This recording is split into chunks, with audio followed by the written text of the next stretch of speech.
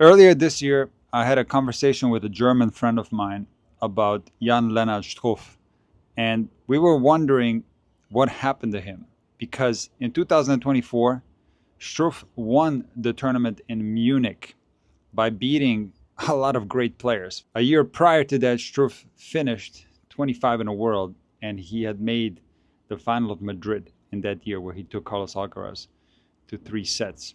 Now, fast forward to 2025, and Jan Lennart's results were poor for his level. He was having a hard time winning matches at all.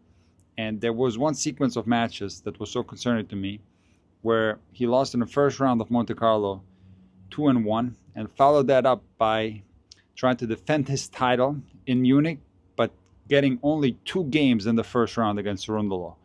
And after that tournament, he continued to lose a lot of matches. He dropped out of the top 100. And it just seemed like Struff's career might be over because when you're in your mid 30s and you drop out of the top 100, this is where a lot of players end up retiring. So when I saw Struff take out Aliassim in the second round and reach the third round of Wimbledon, I was so happy for him because he's one of my favorite players. I had analyzed his game a lot in my short form content. He's got a phenomenal serve, a great forehand, but he plays tennis in a way that doesn't give the opponent a lot of rhythm. And I think if you take all the lower ranked opponents that Carlos Alcaraz faces, I think one of the toughest opponents for him is Struff, who beat Alcaraz the first time they played at Roland Garros in 2021. He then took him to 5 sets in the Wimbledon first round in 22. They then played in that Madrid final in 2023, which was a very tight match that Carlos won in 3 sets. They played again in Madrid in 2024, and again it was a super tight match, Alcaraz winning 7-6 in the third. And now they face each other in the third round of Wimbledon, and I just had a feeling this was going to be a tight match. Alcaraz won all the clutch points like he has been doing for months now and won this match in 4 sets, but I feel Struff had some chances to get that 4 set into a tiebreaker possibly, and when you play that type of style, you have good chances in tiebreaks, and Struff could have possibly extended this match to 5 sets. But what I find very interesting, and I'm wondering why other players are not copying this, is the tactics that Struff employs against pretty much all players, but they seem to be working really well against Carlos. So first of all, Struff goes for his serves. He will sometimes even go for his second serve. Now, he did double fault quite a bit today, and he started kicking his second serve, and that didn't work too well. I feel that Struff's best chances against Alcaraz when he plays high risk on everything, even on his second serve. But if you look at Struff's return games, he stands very close to the baseline and he rips returns. So he doesn't give Carlos any rhythm whatsoever. He also comes to the net a lot every time that he plays Carlos, even on clay. So that should be the tactic that a lot of other guys should utilize against Carlos, is basically not allow him to utilize his vast repertoire that he will utilize anyway, no matter what style you play. But it makes sense to break his rhythm and keep the points as short as possible. I want to praise Carlito's mental game because, as I've said many times in my videos, what defines a great champion is the ability to win on your worst day. Ever since that loss to Goffin in Miami, Carlos Alcaraz has figured out a way to win on his bad days, and that's a great sign of mental strength. And it goes deeper than that because he seems to find his absolute best tennis when it matters the most, when the matches get tight. Of course, we don't have to talk about the Roland Garros final. We talked about it enough. You could say that he's the best player in the world right now, even though he's ranked number 2.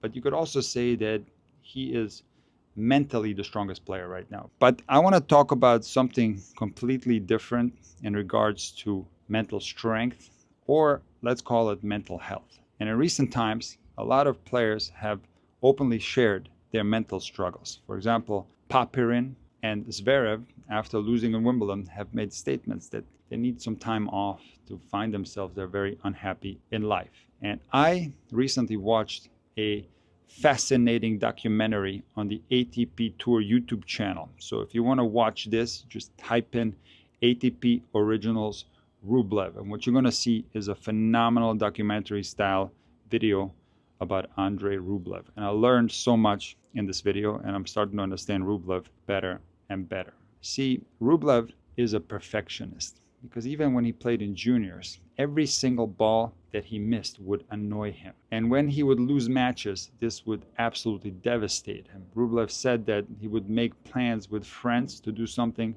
after a match, and if he would lose the match, he would cancel all the plans and just be miserable. And I think independent of level, a lot of tennis players can identify with this. It hurts a lot to lose tennis matches. So I was happy to see Rublev reach the fourth round. He's going to be Carlos's next opponent. He took out Manarino today in straight sets. If you look at the best players in the history of the game, more specifically, let's just take the big three. These guys found balance in their personal lives very early, and that stability provided them with a peace of mind that it's not all about tennis. And what I got out of the Rublev documentary is that Andre is learning that life is not all about tennis, even though it appears to be all about tennis for a lot of players. There's a danger to committing too much time to the game of tennis. And this is a super complex topic because, of course, this is an individual sport and everybody is going to be a little bit different. But going back to Carlos Alcaraz, prior to his run that he's made on clay and now even on grass, he was criticized a lot for low percentage shots and trying to please the crowd. But I actually think that Carlos Alcaraz has one of the healthiest approaches to tennis that I've ever seen. I mean, can you remember another guy of that caliber smiling in a tight match even when he's losing? I can't. You could see the passion for the game of tennis when you look at Carlos. And he treats tennis the way it's supposed to be treated because it's just a game. It's not life and death after all. Now, of course, this is easier said than done because these guys are playing for a living, and especially when you don't really make a living and you're playing out there. I'm sure for a lot of players, whether it's male or female, it does seem like life and death. But I think generally speaking, a lot of players could learn from Carlos's approach to the game of tennis and simply try to have fun with it.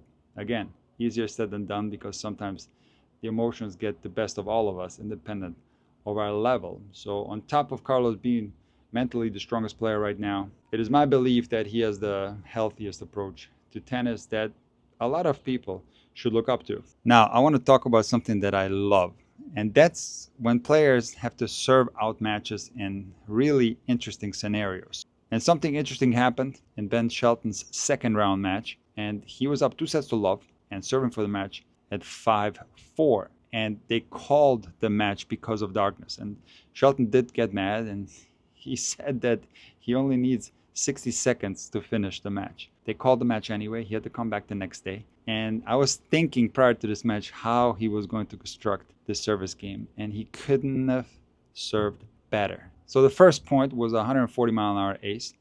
On the second point, Shelton did miss the first serve, and then he hit a very nasty kicker that Hijikata couldn't control.